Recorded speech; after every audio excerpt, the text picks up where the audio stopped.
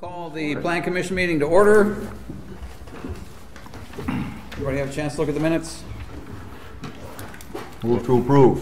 Second. Motion second to approve the minutes. Any discussion? All those in favor? Aye. Opposed? Motion's approved. Public hearing on an amended preliminary master plan conditional use permit for a planned commercial development of the St. Croix Meadows redevelopment site, St. Croix Meadows LLC. Is there anyone here that has anything to say on this? Yep, go ahead. Pardon me? You mean in the audience? Yes. It's a public hearing. Yes.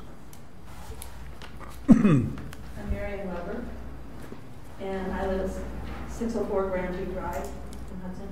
And I've been involved in bicycling and do a lot of work with safe biking, encouraging the development of good off-road trails and good bicycle, good safe bicycle access. And I just would encourage that bike and pedestrian and ADA concerns would be fully on top of the list of people who are planning. Okay, thanks for your comment. Anyone else? Doug, come on up.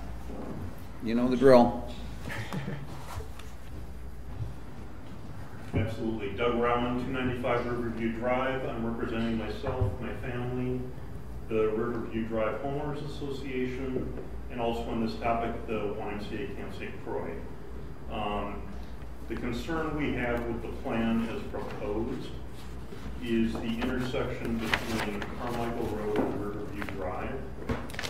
It's already a very dangerous intersection, and with adding a new access point off the planned development, there's going to be even more traffic in that area. Our recommendation is to put a roundabout there so the traffic is slowed down.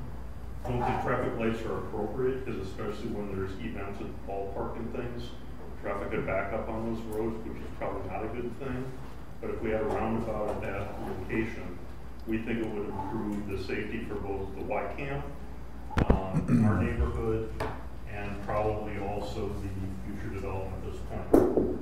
So specifically talking about the intersection between Riverview Drive and Carmichael Road. And just for the record, are you the official representative of the Y Camp? The Y Camp has given me permission to speak on this topic. In their behalf? On their behalf. Okay. So no, I'm not an official representative, but on this particular traffic and specific issue, they've given me authorization to speak on their behalf. Okay. Question for you. Are you Yes, sir. asking for the traffic to be slowed there, or are you asking for, I mean, noting that it's a more complicated intersection, would slowing things down help, or does a roundabout need to be the cure, or is there any other? I agree with you, light's not the answer. There's already been 2 deaths at that intersection. I'm aware of that. So we're very concerned about that. So it might be slowing the traffic, and it might be, now that there's essentially 4, in the proposal, 4 Yep. insert exit points. Right now there's 3. Having 4, I think having some kind of traffic control mechanism, you know, and a roundabout might not be, I'm not a traffic expert, That's one of them, though. Yep. but that's one option that I think would make sure that the traffic flows in an orderly manner, both into the complex, out of the complex, into the Y Camp, out of the Y Camp, into our properties, out of it, and on the Carmichael Road. So I think speed is an issue, You want safety. but safety is the major concern, Okay, that's what I want to know. if that makes sense. Yep, complete sense. Thank you. You're welcome. All right. Thanks, Doug. Thank you. Any other comments?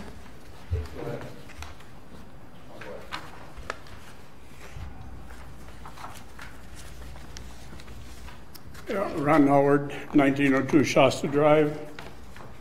I believe we had this meeting about a year and a half ago. Apparently it didn't work. I notice now what I really don't, is not I don't understand, but why they eliminated some of the stuff. and how they're going to recoup the money that the city's put into it already. You're going to have a ballpark, which is probably a third of the property. Ballparks in Wisconsin are not taxable, so you're losing a pretty good tax base there. They're changing the condos, from what I understand, to rental, 200. So their value will be lower. They're putting an industrial park in where we already have 2 or 3 in this area. And I noticed the memorandums here of update traffic study. I was at a meeting in January. They had a traffic study on Carmichael Road. 3 people showed up for it. I believe SHH has collected well over $500,000 in the last 5 or 6 years on traffic studies for Carmichael Road, and in the last 5 or 6 years I've seen absolutely nothing done to Carmichael Road. The 148,000 gallons a day water allowed. What's going to happen with the Lee property across the street? If they're only getting 148,000 for the ballpark area, where are they going to get water for the, what I understand is high density housing? So to me, it kind of looks like a failing altogether in the long run. That's about all I have to say. Thank you. Thanks, Ron.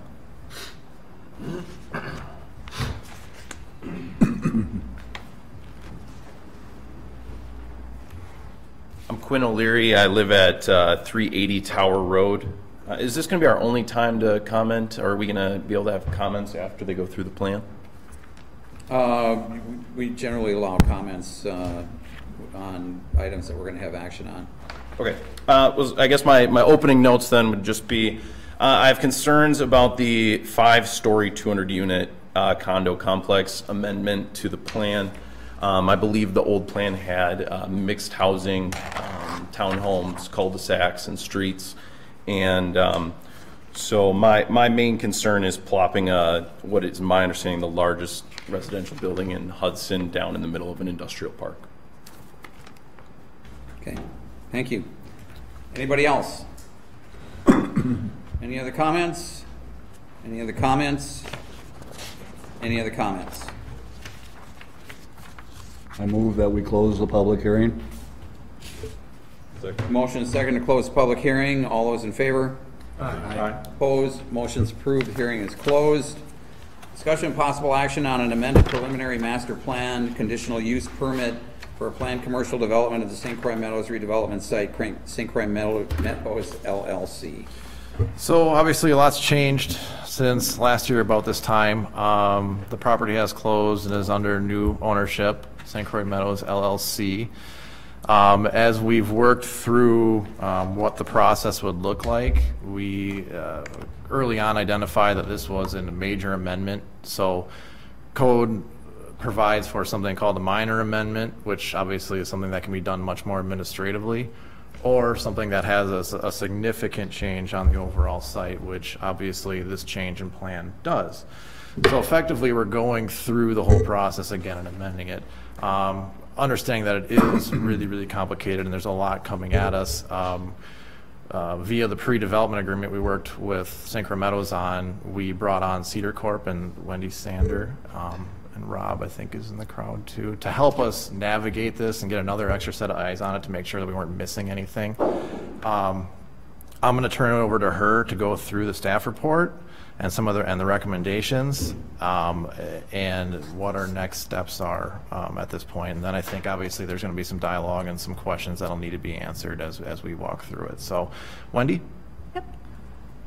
Push this? Nope, It just just talk. goes. Okay.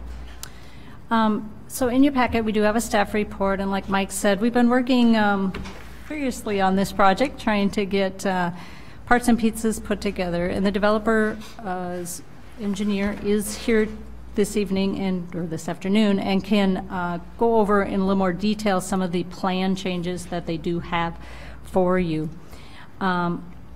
As we said, the ownership has changed. It is now St. Croix Meadows LLC. Last year when you did see this, it was run through an Hudson Gateway LLC. It's same acreage, the 130-acre site. It's similar, but there is enough revisions to this site that we felt that it did need to go back through this process so that you are aware of some of those changes. There is a lot more to happen after this preliminary master plan comes through.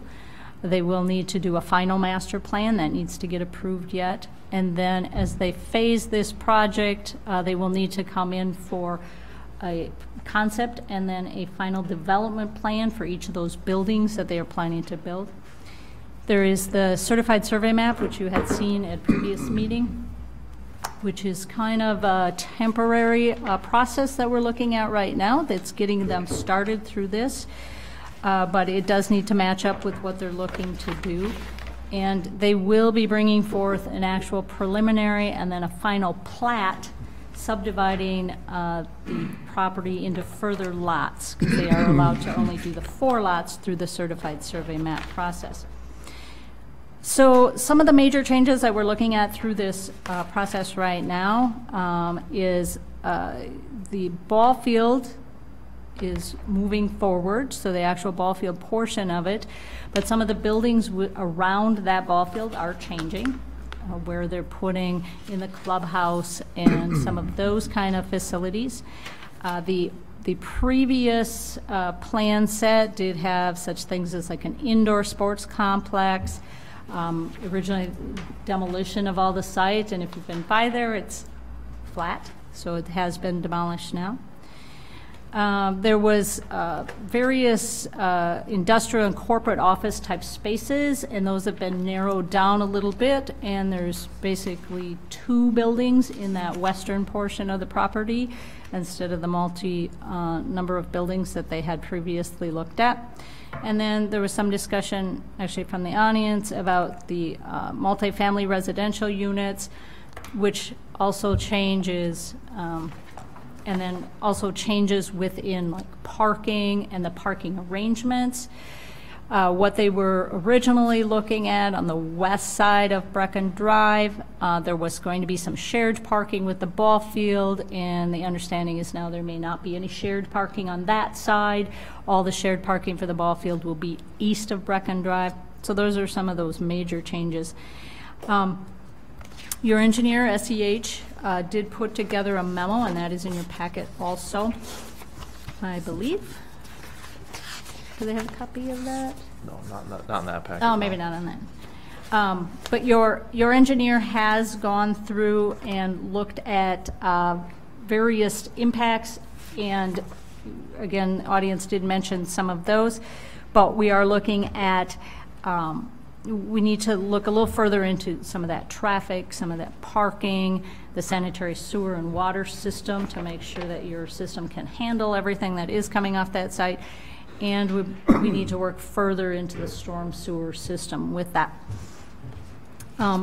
There were several conditions last year when Plan Commission and the council looked through this process and went through there. And in your packet, in our staff memo, on the second page, we've gone into further recommendations for you for this evening if you do wish to pursue or move this on for recommendation. And I'll just quickly go through some of those, including looking to staff to go through that ownership, and it has changed, so we do want to look and approve through that ownership group, including you know, where they're sitting with financial, those kind of things. Now, Mike has been diligently working on an actual development agreement with city and the developers, and so some of that gets worked out during that process. There is, and that kind of goes through 1, 2, and 3 there. The development agreement is going to cover a number of those things, including that financial capability for you. There's also, there is a change in the schedule. They had some phasing originally last year and how they're going to phase that, and we need to get that discerned a little clearer on what is their next phase. We understand the ball field is next to go. We believe some of the properties to the west then of Brecken Drive is most likely phase 2, but there's going to be other parts and pieces coming in on that ball field. So the clubhouse and those kind of things need to come forward yet, including where's the parking, which parts are being built first, how is the road coming in. Again, some of this is going to get worked out with the city council and the developers agreement.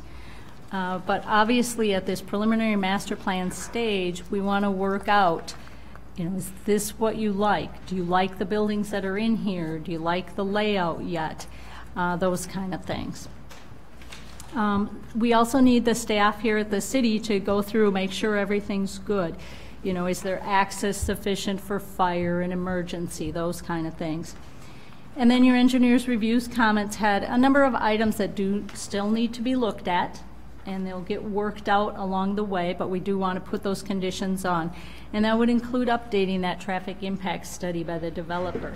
There is changes to the buildings, the number of tenants, the types of tenants, the number of multifamily units, those kind of things. And all of that needs to be looked at in that traffic. Is it able to handle it with the traffic pattern that they're showing, with the number of lanes, with the turn lanes, all of that kind of stuff?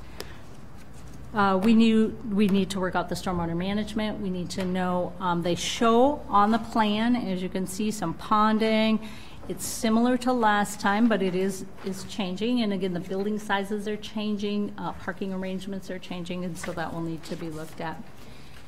You previously put a maximum flow for 148,800 gallons a day on your wastewater, and as your staff or assisting you as staff, we're suggesting you stick with that, and your engineer has also stated that, so we'd like that part of those conditions.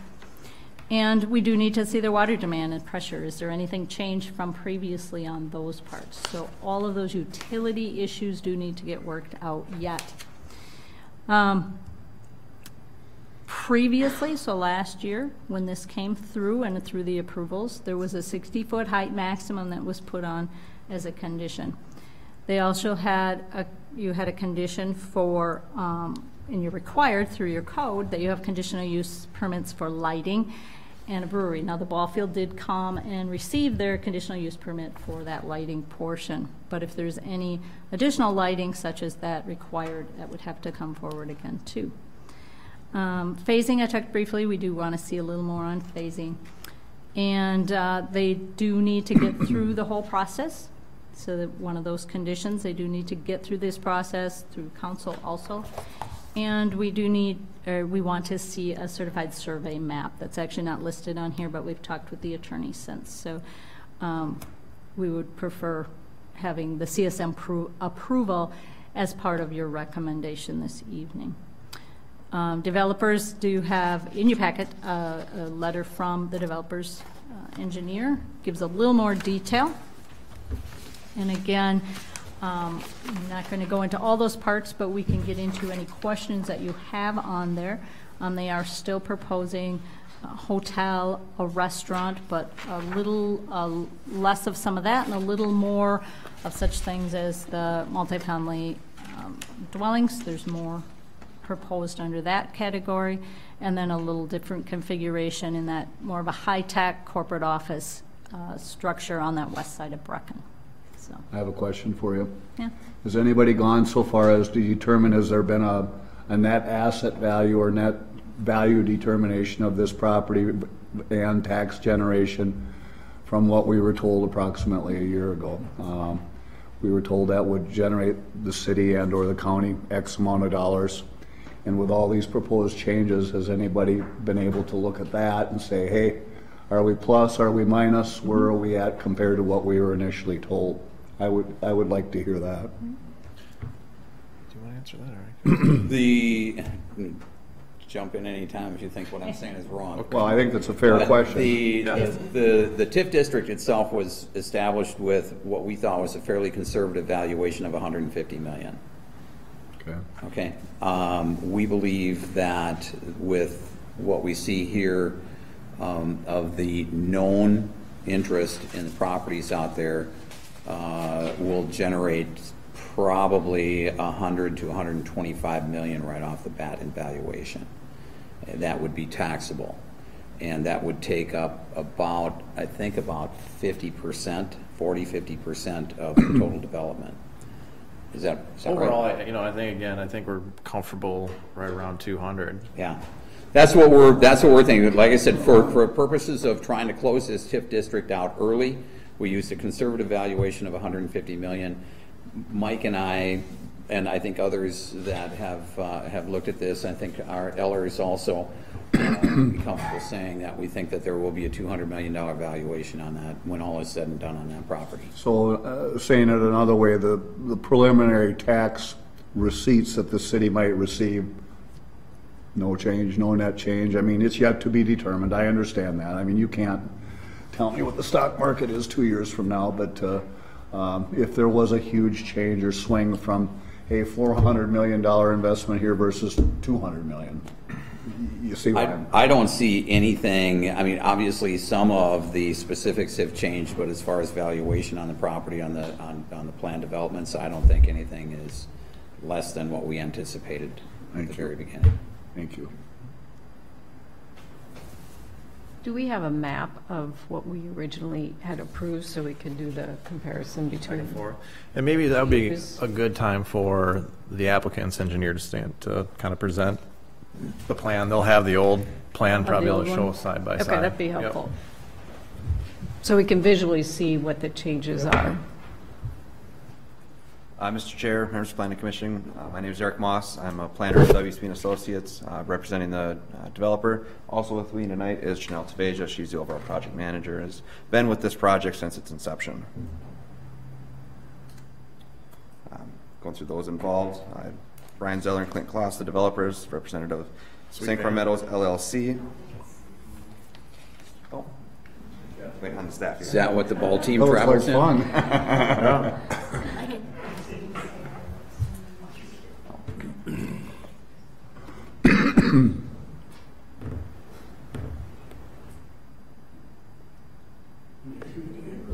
Seems like we're always having this issue lately.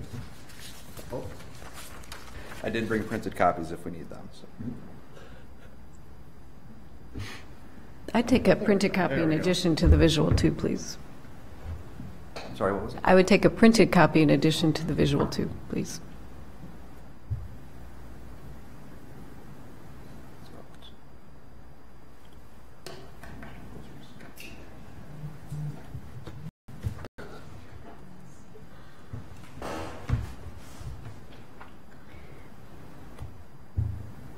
Just flip that way. That'll work.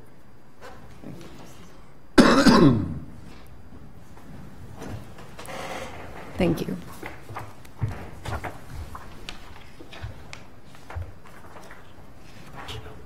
Okay, thank you for bearing with me on that. As Janelle passes out, that's a printed copy of the presentation here for this evening. If anybody in the audience is interested, we do have extra copies if they would like to review them.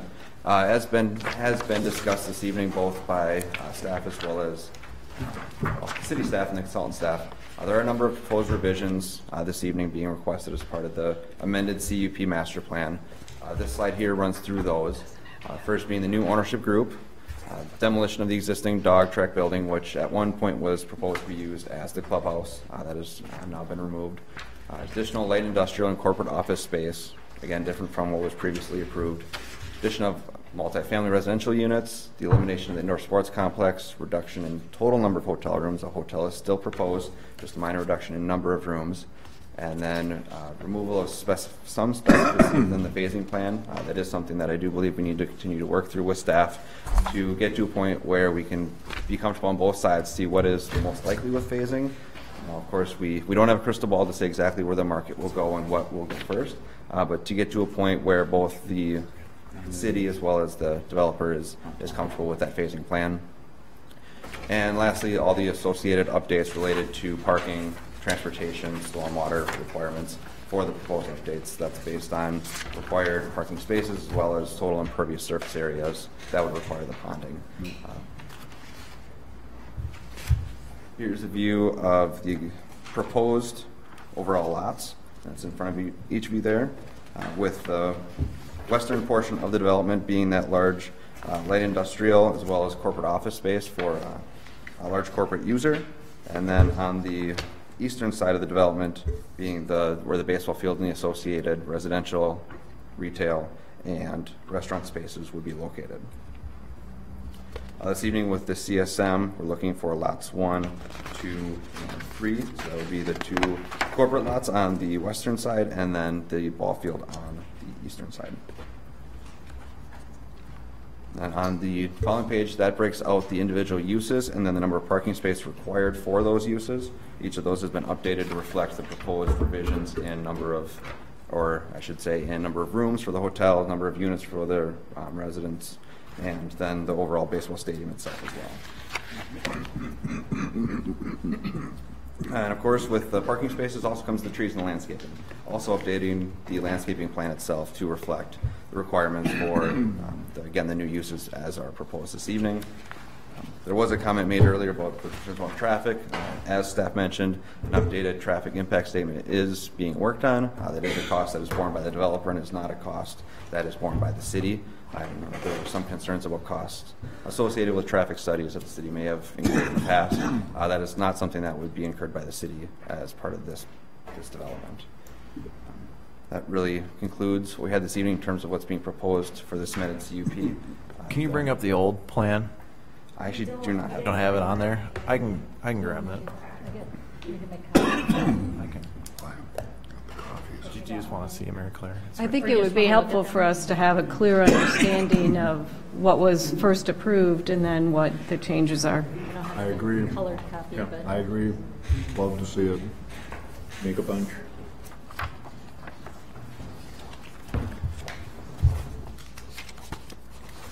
So that's going to be copied. Any questions in the meantime?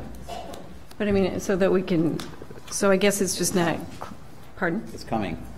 No, I said it's just not, it'd be helpful maybe to walk through, you know, what were the condo pieces and now the switch to multifamily, what that impact of that is, and the hotel numbers and so forth. I would agree.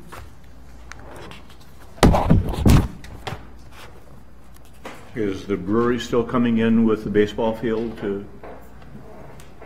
as part of that? Then on public street, is the brewery coming in with the baseball field? There's once the brew pub as part of that compound. you on the brewery. Follow with that one. So again, my name is Janelle Taveja with WSB, project manager, civil engineer.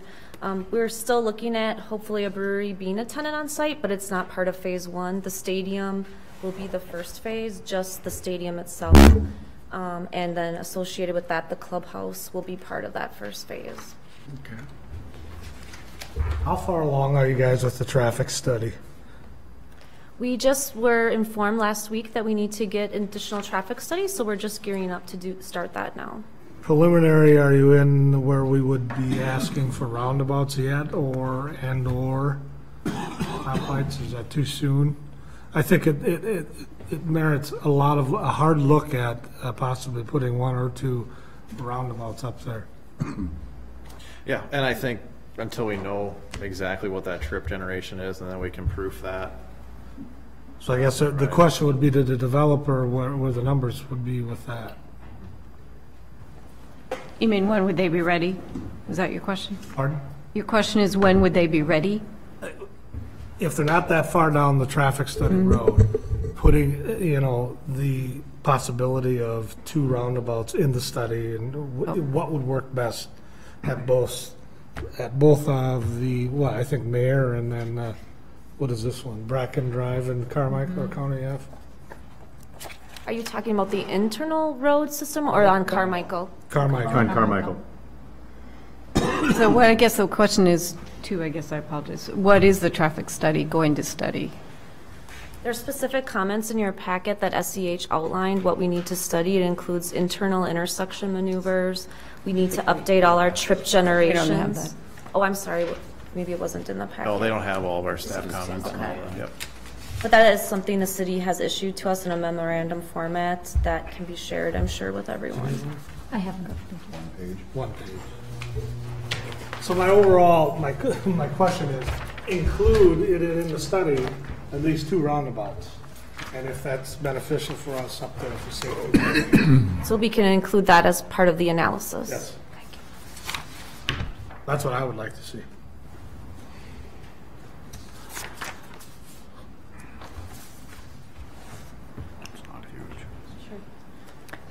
Mr. Chair, so as you all are reviewing what was originally proposed, I thought I'd just walk through with you very specifically what the proposed changes are, including the square footages. So first, the future office restaurant space north of Main Street, that was increased from approximately 10,000 square foot footprint to approximately 25,000 square foot footprint. The future retail building at the north end of the project was revised to be labeled as an office or high-tech flex building. The indoor sports complex south of the baseball stadium was replaced with an office or high-tech flex space used to allow for shared parking between the baseball stadium and the office uses, since they are complementary uses with peak parking demands at opposite times of the day. Next, the former grandstand building, the dog track facility, that was demolished and has since been revised with a 120,000 square foot 3-story building. I understand that there is that limit of that 60-foot height. We can work with that. That's where the brewery, warehouse, tap room, event space, and baseball suites would be located. They would be located within 2 separate buildings, each totaling about 15,000 square feet. 15,000 square feet for the brewery and tap room, and then 15,000 square feet for office space associated with the minor league baseball team. The future multifamily complex located at the south side of the site, that was revised from a total of 130 units to a total of 200 units. And then the west area of the project site, is to remain as light industrial manufacturing research, really that corporate office development spaces. Configuration of that area has varied slightly. Approximately 174,000 square foot multi-story facility that would include office, warehouse, storage, tool shop assembly and testing, with an additional approximately 195,000 square foot for future expansion, and lastly 130,000 square foot multi-story facility that would include office, warehouse, testing labs, engineering. It's really meant to be a corporate office space that would also house their testing laboratory and manufacturing components of their business. Is there a chance, since it sounds like you don't have a brewery lined up, that could fall through and you'd be open up to somebody else?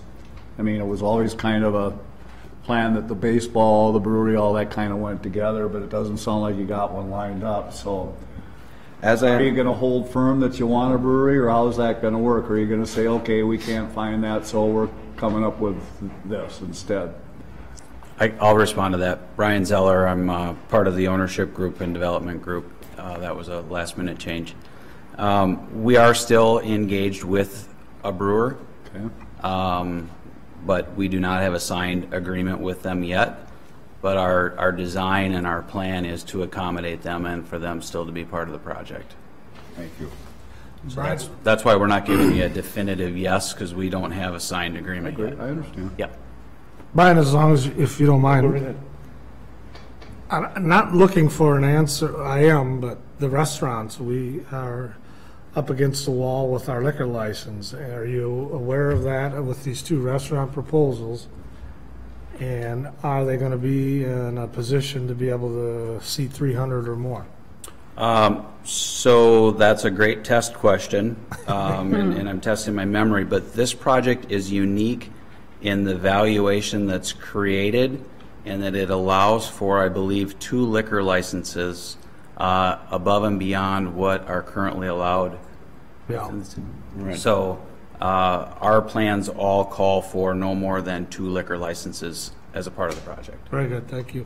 And if I could just circle back to your earlier question about the roundabout, we'll probably have to coordinate our efforts with the city, because my understanding of the study that we're doing or updating is it's going to focus on the amount of traffic generation specific from our project. I don't know how deep it delves into outflow or flow further to the south, but I'm sure that a lot of the data that we're generating at the very least could be input into that model and maybe would help towards that effort. Okay. Okay, so we'll ask that question of our engineer. Thank you. Engineer. And Brian, mine was basically on your lots 1 and 2. Are they being shown here as designed to suit the needs of specific tenants? They are. So, Governmentalization. yes, and I'm not at liberty to disclose who that user is, but we do have a purchase agreement in place for those 2 lots. They are in their, they're also working on their development agreement with the city. And that's a closing and an announcement that could occur here in the next 3 to 4 weeks. But candidly, I think you're going to be very excited about that user, and we certainly are, and that's what's driven a number of these changes that we've made to the overall plan. Okay. There will not be cross parking between the east side of Brecken and the west side. So that required much more need for parking on the west side, and that drove an awful lot of these changes. Okay. Anybody else? Thanks, Brian. Any other questions, comments? You're looking for So- a motion for a conditional use? Yes. Yeah. So moved with conditions, as stated?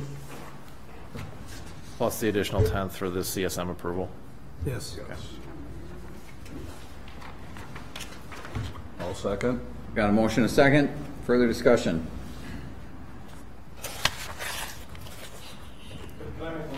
Oh, sure.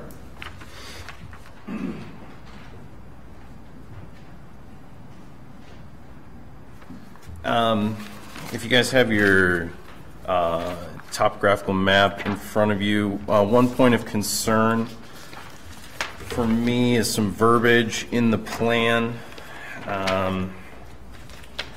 regarding the multifamily housing. It says the multifamily complex will be located on the south end of the entertainment area at the foot of the hill leading towards Tower Road, which will transition and mitigate the views of the existing Town of Troy single-family homes along the north side of Tower Road. So if we're looking at the 60-foot maximum, and we look at the floor level on the topographical map, I have it at 840, and we add 60 feet to that. We are well above the highest elevation listed on this map, which is 860. So I have concerns that that verbiage is misleading. You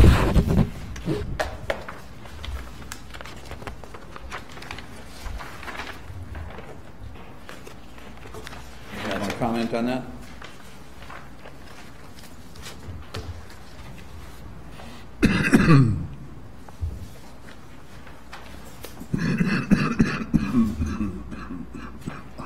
Found it where it was reading? I'm reading, yep. Well, true, not true?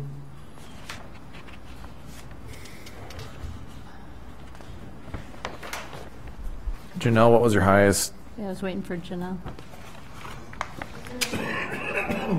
Would you No. please step up to the mic, please? The proposed finished floor elevation for that south complex future condo area is 840.0 on our current preliminary grading plan.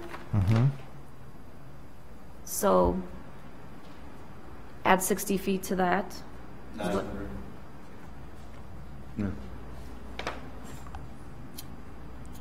And so maybe that verbiage was kind of misleading, but it can be changed. Does everyone follow what that looks like?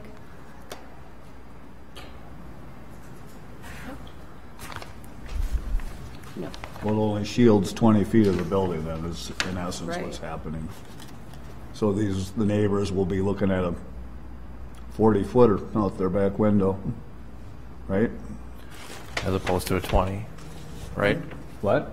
Yeah. So an acknowledgement of that and an updated memo. Yeah, so we can revise that accordingly. I think some of that might have been from the previous submittal, unfortunately, that language.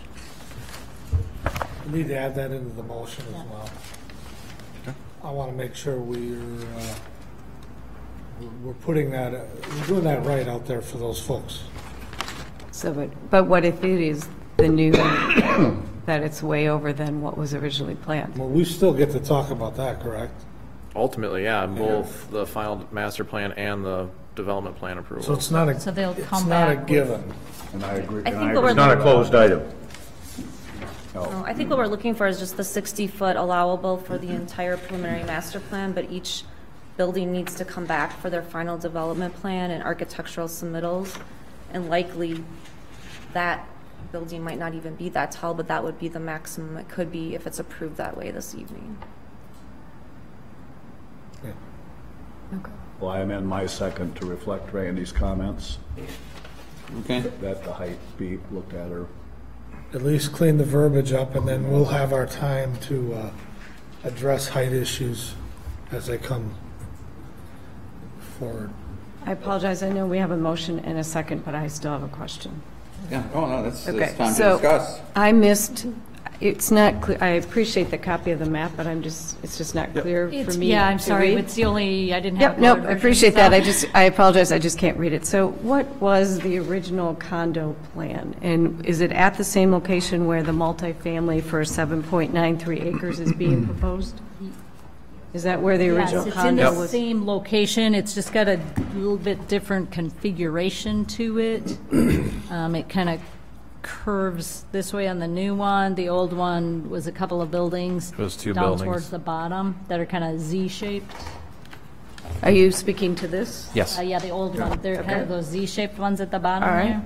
And what was the The new- number of condos there and the height of that? 130 to, 130, yeah. 130. And what is this? 200. 200. Correct. So we're going from 130 to 200? Yep.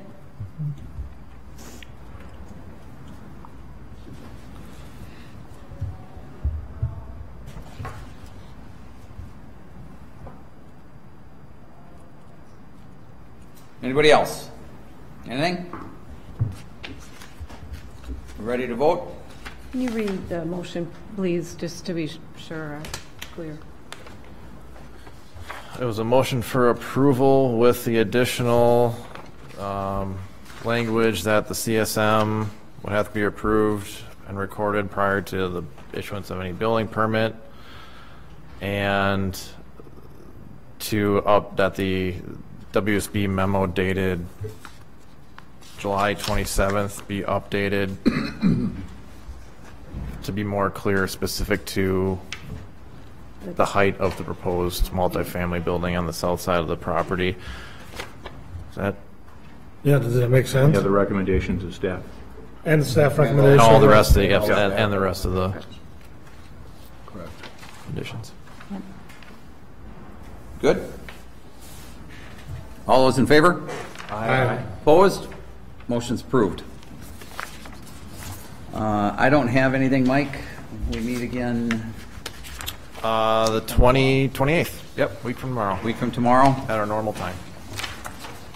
Anything else, anybody? Move to adjourn.